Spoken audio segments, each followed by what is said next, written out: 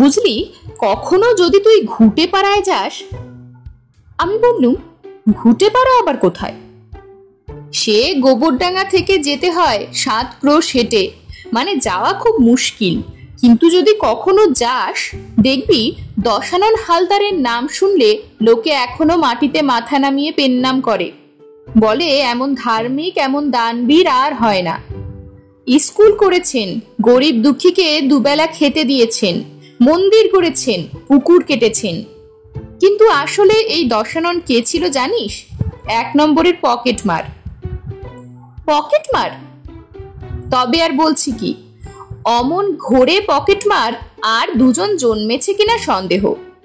পাঠশালায় যেদিন প্রথম পড়তে গেল, সেদিনই পণ্ডিত মশাইয়ের ফতুয়ার পকেট থেকে তার নস্যির ডিব্বে চুরি করে নিলে। পণ্ডিত তাকে কষে বেত পেটা করে তাড়িয়ে দিলেন। বাপ, কাকা, দাদা, তার হাত থেকে কারো পকেটে রেহাই ছিল না। যত পিট্টি খেত ততই তার রোগ চেপে যেত।